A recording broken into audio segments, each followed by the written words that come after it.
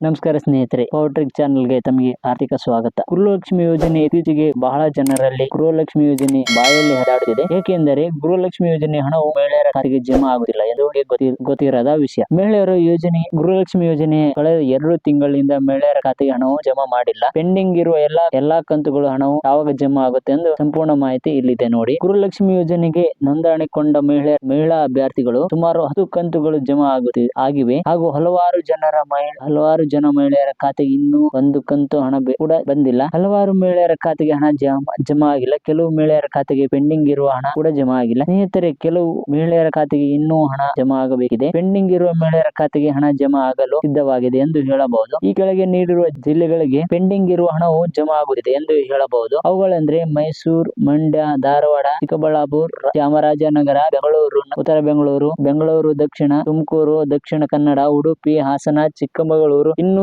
ಎಲ್ಲಾ ಜಿಲ್ಲೆಗಳಿಗೆ ಪೆಂಡಿಂಗ್ ಇರುವ ಹಣವು ಜಮಾ ಆಗಲಿದೆ. ಹಣ ಬಾರದೇ ಇದ್ದರೆ ಏನ್ ಕಾರಣ? ಸ್ನೇಹಿತರೆ, ನಿಮಗೆ ತಿಳಿದಿರುವ ಹಾಗೆ ಗೃಹಲಕ್ಷ್ಮಿ ಯೋಜನೆ ಹಣ ಜಮಾ ಆಗಿಲ್ಲ ಅಂದರೆ ನಿಮಗೆ ಗೃಹಲಕ್ಷ್ಮಿ ಯೋಜನೆಯಲ್ಲಿ ಈ KYC ಕಡ್ಡಾಯವಾಗಿ ಮಾಡಿಸಬೇಕು ಮತ್ತು ನಿಮ್ಮ ಬ್ಯಾಂಕ್ ಖಾತೆಯೊಂದಿಗೆ NPCI ಮ್ಯಾಪಿಂಗ್ ಕೂಡ ಮಾಡಿಸುವುದು ಕಡ್ಡಾಯ. ಹಾಗೂ ನಿಮ್ಮ ಖಾತೆಗೆ ಜಮಾ ಆಗದಿದ್ದರೂ ಈ ಸಮಸ್ಯೆ ಕೂಡ ಆಗಿರಬಹುದು. ಹಾಗಾಗಿ ಮಹಿಳಾ ಮತ್ತು ಮಕ್ಕಳ ಕಲ್ಯಾಣ ಇಲಾಖೆಗೆ ಭೇಟಿ ನೀಡಿ.